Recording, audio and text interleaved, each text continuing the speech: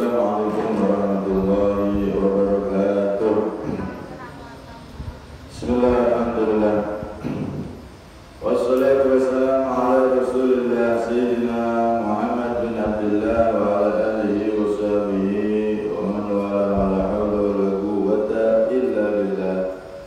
Rabbi shrah li sadri wa yassir li amri wa hlul 'uqdatam min lisani yafqahu qawli. Saddid lisani wahdi qalbi bihaqqi sayyidina Muhammadin sallallahu alaihi wasallam. Dusturkum ya ahla darki wa ya ahla batin wa ya ahla nawbati wa ya ahla nur. Amma ba'd. Hadirin semua yang dirahmati oleh Allah Subhanahu wa ta'ala, alhamdulillah atas taufik dan pertolongan Allah Subhanahu wa ta'ala, kita semua kembali ditakdir untuk hadir di majelis rutin malam Kamis ini. Semoga Allah Subhanahu wa ta'ala menerima majelis ini dan dijadikan pahalanya kelak begitu besar untuk kita di akhirat kelak. Amin Allahumma amin. Qala al-musannif radhiyallahu anhu wa nafa'ana bihi fid dharain amin. Berkata Imam Ibnu Athaillah Sakandari dalam hikmah yang ke-39,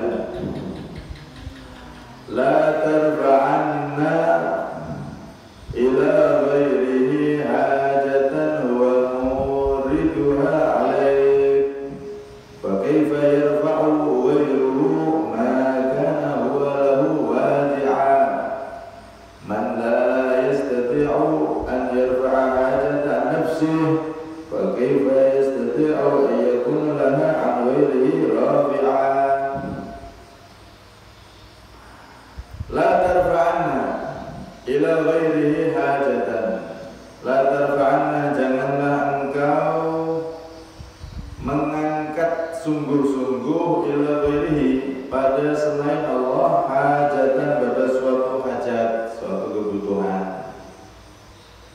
Kenapa? Huwa muriduha alaik, sebab Allah itu yang menyampaikan atau yang mendatangkan hajat tersebut padamu.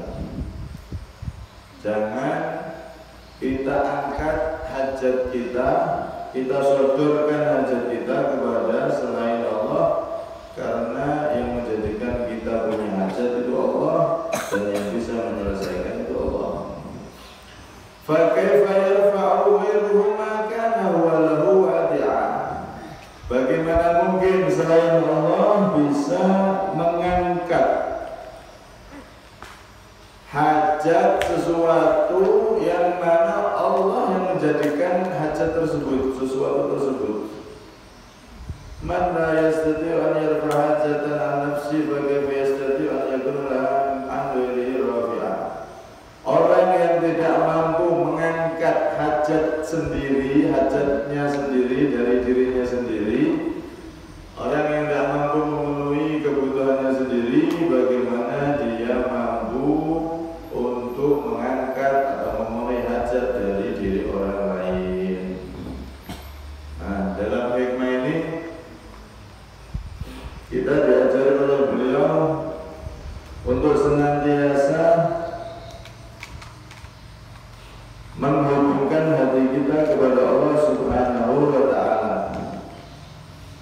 Kita semua tahu hidup ini yang memberikan kehidupan Allah, dan isi dari kehidupan ini ada dua.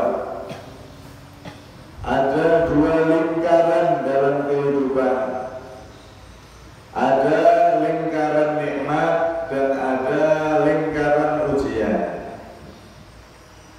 Hidup di dunia diberi nikmat, diberi sehat, diberi kecukupan harta, diberikan keluarga yang sakinah, keluarga yang bahagia, diberikan ini itu dan seterusnya.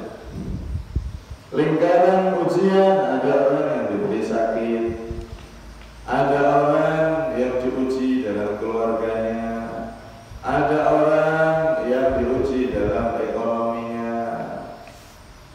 seterusnya. Nah, ketika kita mendapatkan nikmat, maka hati jangan sampai lupa kepada yang memberi nikmat, yaitu Allah. Kalau diberi harta yang banyak, maka harta itu jangan hanya dihamburkan ke sana kemari, rekreasi ke Jepang, rekreasi ke luar negeri misalnya, atau rekreasi ke sana kemari, tapi tidak pernah sedekah, tidak pernah bantu masjid yang lagi bangun, tidak pernah peduli sama yatim piatu yang ada di sekitarnya, tidak pernah menghiraukan orang-orang yang tidak bisa makan di sekitarnya. Maka ini berarti hartanya itu jadi musibah untuk dia. Ketika diberi keluasan dalam harta, keluasan dalam hal apapun, pangkat dan seterusnya, maka jangan sampai lupa kepada Allah. Begitu juga ketika diberi ujian. Kita punya hajat, ada orang sakit misalkan, dia hajatnya pengen sembuh. Ada orang kekurangan dalam ekonomi, hajatnya pengen tercukupi. Ada orang tidak punya kerjaan, hajatnya pengen dapat pekerjaan. Ada orang yang belum punya anak, hajatnya pengen punya anak. Yang belum punya jodoh, hajatnya pengen punya jodoh. Hajat, kebutuhan itu semua. Hati kita jangan pernah lupa kepada Allah untuk selalu meminta hanya kepada Allah Subhanahu wa Ta'ala. Sakit, hati kita minta sama Allah, minta sembuh, doa sama Allah, minta sembuh, terus diiringi ikhtiar ke dokter. Cuma hati tidak terikat dengan dokter, tidak terikat dengan obat dan seterusnya. Hatinya terikat terpaut dengan Allah Subhanahu wa Ta'ala. Kita kekurangan rezeki misalkan kerja, cuman hatinya tidak terikat dengan kerjaan, tapi terikat terpaut, terkoneksi, terhubung dengan Allah Subhanahu wa Ta'ala. Kalau ada orang yang bisa mempraktekkan seperti ini, maka dia akan dijadikan mudah dalam segala urusan yang sedang menghimpitnya, hajat kebutuhan yang sedang menimpanya, itu dijadikan lebih mudah dan lebih ringan. Hatinya dijadikan lebih ringan, beban hidupnya itu lebih ringan. Beda kalau orang itu yang di pikiran dan hatinya itu sembuh itu harus ke dokter, harus ini, harus itu, saatnya sumpah mikir obat. Kalau orang di hati dan pikirannya yang dibuka Allah obat, ya dicari seala kadari, sebisanya, tidak terlalu sumpah mikirin obat. Beda itu nanti antara beban pikiran orang yang hatinya yakin yang bukan Allah, bukan obat itu hanya perantara, yang ngasih rezeki itu Allah, bukan kerjaan, pekerjaan itu hanya perantara saja, yang ngasih semuanya Allah. Maka orang seperti ini dalam menjalani hajat-hajat kebutuhan yang sedang menghimpitnya, maka dia akan rileks, tidak sampai stres, tidak sampai terbebani dengan beban pikiran yang begitu besar. Jadi ringan. Dan Allah akan membuka pintu kelembutan dalam hidupnya. Dia akan dijadikan lebih mudah dalam mencari obat, lebih mudah dalam mencari rezeki dan seterusnya. Lebih ringan dan lebih mudah. Karena itu di sini kita diajari oleh beliau, tancapkan dalam-dalam di dalam hati kita segala kebutuhan yang kita butuhkan, mau hajat makan, hajat minum, hajat pakaian, hajat hidup, hajat rumah dan seterusnya. Semua kebutuhan kita dalam kehidupan ini tanamkan dalam hati, hadirkan dan tancapkan dalam-dalam, minta selalu kepada Allah Subhanahu wa Ta'ala. Semua itu yang bisa memenuhi hanya Allah Subhanahu wa Ta'ala, karena Dia yang membuat hidup dan Dia yang membuat kita punya hajat, punya kebutuhan. Maka hanya Allah yang bisa memenuhi kebutuhan kita. Kalau kita minta pada selain Allah, bagaimana mungkin? Dia aja punya hajat banyak, belum terpenuhi kok. Kita minta sama makhluk selain Allah, bagaimana mungkin Dia bisa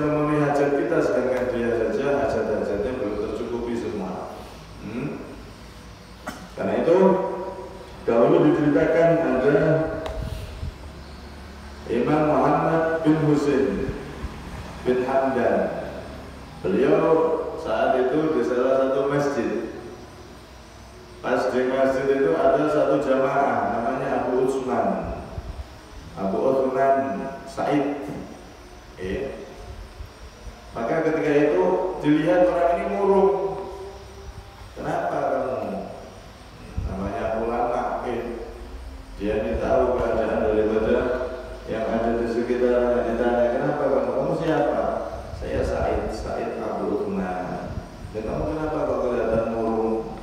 Kayaknya susah ya. Kenapa? Mungkin saya bisa bantu atau minimal saya bisa nasihati biar pikiran lebih terang, tidak terlalu terbebani. Maka dia mengatakan, iya, saya ini sedang dihimpit masalah rezeki, kehidupan ekonomi saya sedang kocar-kacir. Saya ini pusing. Nah terus, yang ada di hatimu pengen kemana? Yang ada di bayangan saya pengen datang ke rumahnya Yazid bin Harun yang saat itu jadi pemimpin, jadi orang besar, orang kaya pemimpin di daerah tersebut. Saya pengen datang ke sana minta sama dia. Yang ada di hati saya itu dia yang bisa nolong, tidak ada yang lainnya. Maka dinasihati oleh Imam Muhammad bin Husain, dinasihati dengan firman Allah Subhanahu wa taala, kalau kamu begitu, kamu tidak akan tercapai apa yang kamu inginkan. Kalau yang ada di hatimu dipenuhi oleh Yazid bin Harun, dipenuhi oleh orang kaya itu, kamu merasa bisa memenuhi hanya dia, maka kamu gak akan bisa terpenuhi hajatmu nanti. Hatimu penuhi dengan Allah, minta sama Allah. Kalau dohir usaha silakan, tapi hatimu jangan terpenuhi dengan selain Allah, kata si ulama tersebut. Kok bisa begitu? Iya. Karena aku pernah melihat di sebagian kitab Allah Subhanahu wa taala berfirman di hadis qudsi, wa izzati wa jalali wa judi wa karami wa irtifa'i fawqa 'arsyi fi ulubi makani la aqta'ana amala kulli mu'ammilin li ghairi bil iyas wal aqswannahu tawbal madillah indan nas. Allah Subhanahu wa taala berfirman dalam hadis qudsi, wa izzati, demi kemuliaanku, wa jalali, dan keagunganku, wa judi wa karami, dan kedermawananku, wa irtifai fawqa 'arsyi fi 'ulumi makani, dan demi kemuliaan kedudukanku, la aqta'anna amala kulli mu'ammilin, maka benar-benar aku akan memutus semua harapan orang yang berharap kepada selain aku. Akan aku jadikan dia putus asa dan tidak tercapai apa yang dia tuju. Dan aku akan pakaikan dia pakaian kehinaan di tengah-tengah manusia. Akhirnya orang itu dibimbing untuk memenuhi hati saat kita dapat apapun yang ada di hati kita, mau ekonomi, mau kesehatan, mau apa, usahakan yang paling kelihatan di hati kita, yang paling kita pikirkan, minta kepada Allah Subhanahu wa taala, sembari nanti usaha kerja, usaha ke dokter, minum obat dan seterusnya. Tapi jangan sampai pikiran dan hati kita ternyata dipenuhi oleh kerjaan, dipenuhi oleh orang itu, orang ini, atau obat itu, obat ini. Jangan. Kalau seperti itu nanti kita tambah payah, tambah susah, dan tidak akan tercapai apa yang kita inginkan, kesembuhan atau kecukupan tadi itu. Ini olah hati, latihan hati. Jadi jangan pernah meminta, jangan pernah terpaut hati kita kepada selain Allah Subhanahu wa taala. Imam Wahab bin Munabbih suatu ketika bertemu dengan Atta al-Khurasani. Imam Atta al-Khurasani ini bertanya pada Imam Wahab bin Munabbih, wa izzati wa jalali hadisni hadisan ahfaduhu anka. Wahai Imam Wahab bin Munabbih, tolong beri aku hadis, satu riwayat, satu ilmu, satu nasihat. Mumpung aku ketemu sama engkau di jalan ini, aku minta satu hadis yang ringkes yang akan aku hafal dan jadi nasihat untuk aku. Imam Wahab Nabi ini orang alim besar. Dia ahli baca kitab-kitab terdahulu. Maka Imam Abu Nabi ngasih satu ilmu, satu nasihat. Auhallahu ta'ala ila Dawud alaihi salatu wassalam, ya Dawud amma wa izzati wa jalali la yastansiru bi abdun min ibadi duna khulqi a'lamu dhalika min niyatihi fatakiduhu samawatu sab'u wa man fihinna wal arduna sab'u wa man fihinna illa ja'ala lahu minhunna farajan wa makhraja. Wahai Dawud, aku kasih engkau satu hadis. Hafalkan, perhatikan hadis ini. Allah Subhanahu wa taala berkata, berfirman kepada Nabi Dawud, wahai Dawud, sumpah demi kemuliaanku dan keagunganku kata Allah, tidaklah seseorang meminta tolong kepada hamba-hambaku, kepada makhluk selain aku, dan aku tahu niatnya dia. Tidaklah seseorang meminta tolong kepada selain makhlukku, maksudnya tidaklah seseorang itu minta tolong kepada aku, dan aku tahu ketulusan niatnya. Kemudian langit dan bumi serta seisinya yang ada di langit dan di bumi ini berusaha untuk menggagalkan hambaku tersebut, berusaha untuk menghalangi hambaku tersebut dari apa yang dia harapkan. Ada orang, ada satu hamba minta kepada wahai Dawud, kemudian langit dan bumi beserta seluruh isinya, manusia, jin, malaikat, semuanya menghalangi orang tersebut supaya orang tersebut gagal, supaya orang tersebut tidak tercapai maksud dan tujuannya. Maka aku akan jadikan dia jalan keluar dan jadikan dia kelonggaran serta dikabulkan semua permintaannya. Artinya kalau kita niat tulus benar-benar, hati kita hadapkan kepada Allah, kita minta sembuh kepada Allah, kita minta apapun hajat kita kepada Allah, hati kita mantap, terpaut dengan Allah, maka yang ada di langit di bumi andaikan menghalangi dia tidak akan bisa. Mereka semua tidak akan bisa. Allah pasti akan berikan solusi dan jalan keluarnya. Ini pentingnya saat kita terhimpit kebutuhan, baik kebutuhan ekonomi, kebutuhan kesehatan, kebutuhan apapun, hati kita jangan pernah terisi oleh selain Allah, jangan pernah terpaut kepada selain Allah Subhanahu wa ta'ala.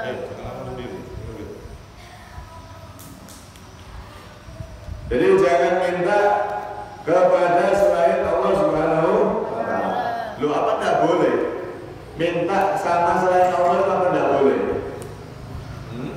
Berarti kalau kita minta kepada selain Allah, misalkan orang ziarah wali Songo, orang ziarah wali sana, wali sini, tawasul sana, tawasul sini, itu berarti tidak boleh minta selain Allah itu.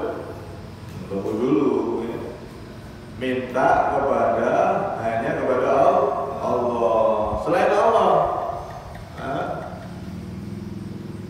Maka minta tawasul atau perantara selain Allah itu hukumnya boleh jika kepada orang atau sesuatu yang diizinkan dan dibolehkan oleh Allah Subhanahu wa ta'ala. Jadi kita minta sama Allah itu dengan dua cara. Satu, bisa langsung doa sama Allah. Nomor dua, bisa tawasul. Tawasul itu perantara. Nah, perantara ini ada dua lagi. Bisa perantara bil amali soleh, perantara amal soleh. Kita minta agar hajat kita, kebutuhan kita ini cepat dikabulkan oleh Allah, memintanya dengan amal soleh. Ya Allah, aku sedekah, misalkan sedekah ke masjid atau ke sedekah ayat ini, ya Allah, aku minta Engkau beri kesembuhan aku. Ini minta dengan amal soleh namanya. Nah, seperti ini diperbolehkan. Ya. Dan ini ada hadisnya. Hadis ada 3 orang. Nah, ada 3 orang yang mereka terjebak di dalam satu gua. Pas hujan, 3 orang ini jalan, hujan lebat. Akhirnya mereka berteduh masuk ke satu gua. Pas masuk di dalam gua, ya kok ada batu besar menggelinding dan menutup daripada pintu gua tersebut. Mereka tidak bisa keluar, akhirnya terkunci dalam gua. Akhirnya salah satu dari mereka, ayo kita doa sama Allah kita tawasul perantara dengan amal kita masing-masing. Mungkin dulu kalian kita ini bertiga ini kita ingat-ingat amal mana yang sekira kita bisa andalkan untuk berdoa. Maka yang satu, ya Allah, saya ini setiap malam atau setiap harinya bawa susu untuk orang tua saya. Kalau malam hari itu bawa susu untuk orang tua saya, susu kambing, susu sapi yang asli, saya minumkan kepada mereka. Suatu ketika saya datang ke mereka, mereka sedang tidur atau tidak membangunkan ayah ibuku, ya Allah, aku berdiri di dekat mereka, khawatir ganggu istirahat mereka, saking hormatnya sama ayah ibunya. Padahal susu ini, anak-anakku sudah nangis di bawah telapakku, nangis semua, mereka merengek-rengek pengen minum susu, tapi aku nggak akan kasih susu anak-anakku dulu sebelum ayah ibuku, orang tuaku dulu yang minum. Saat itu delala mereka ketiduran. Aku sampai sama anak-anakku nunggu, ya Allah, dari sore dari malam sampai terbit subuh. Anakku sampai kelelahan di bawah. Susu itu tidak boleh diminum mereka dulu. Aku minumkan untuk orang tuaku dulu. Kalau memang aku itu ikhlas untuk Engkau, ya Allah, aku beramal itu untuk Engkau, ya Allah, karena aku melaksanakan firman untuk menghormati kedua orang tuaku, sehingga aku mencegah anakku untuk minum dulu karena aku niat menghormati orang tua sebagaimana Engkau perintahkan. Jika itu Engkau ridho, ya Allah, maka jadikan hajatku untuk keluar dari goa ini, ya Allah, aku bisa keluar. Maka terbuka batu itu terbuka sedikit sayangnya, tapi mau keluar belum bisa. Kemudian yang dua, yang satunya juga seperti itu, punya amalan yang dia andalkan, kemudian diceritakan atau dia berdoa, ya Allah, aku dulu pernah begini-begini, kalau itu Engkau ridho, ya Allah, maka buka ini, ya, buka saya. Yang ketiga juga sama, dia mengingat amalan yang paling berkesan dalam hidupnya, dan dia berdoa, ya Allah, aku saat itu begini-begini, ya Allah, maka buka ini, ya Allah. Kalau diceritakan nanti kepanjangan, boleh bisa ini, ya. Maka akhirnya kebuka itu. Nah, dari dalil hadis ini, hadis sahih ini Imam Bukhari, kita berarti boleh minta sama Allah dengan perantara amal soleh. Kayak tadi itu, ada orang sakit, pas minum obat sumpah aja lalai, sedekah. Ya Allah, dengan sedekah ini, ya Allah, aku kasih masjid, aku kasih yatim itu, sembuhkan saya, ya Allah, atau sembuhkan anak saya, ya Allah, sembuhkan orang tua saya, ya Allah. Ini namanya minta berdoa sama Allah dengan perantara mengeluarkan amal soleh, bisa bersedekah, bisa baca sholawat, ya Allah, saya baca sholawat 10.000 kali ini, ya Allah, saya niat, ya Allah, supaya saya begini, saya sembuh, saya hajat saya terpenuhi, dan seterusnya. Itu boleh. Dan itu ada dari hadis sahihnya. Begitu juga kita bertawasul kepada para wali ketika berziarah kepada para makam wali. Itu hakikatnya bukan minta wali. Dikatakan ajalun nas la ya'taqidu anna al-waliyya yanfa'u wa yadurru bila idnin minallahi ta'ala.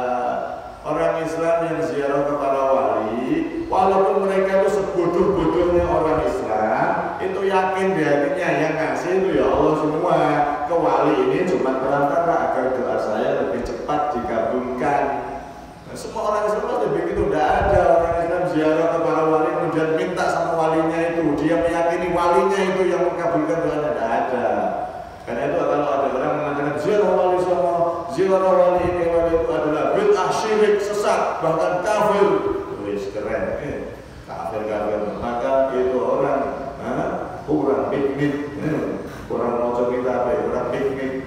Sak bodoh-bodohnya orang Islam yang wali ziarah itu yang niatnya supaya cepat dikabulkan hajat dengan perantara wali, karena wali ini orang yang amal ibadahnya besar di sisi Allah, sehingga kalau doa di makamnya, doa minta berkah wali itu, ya Allah, berkah walimu ini, ya Allah, saya minta kabulkan hajat saya, Allah, itu nanti lebih cepat tercapai daripada kita doa sendiri.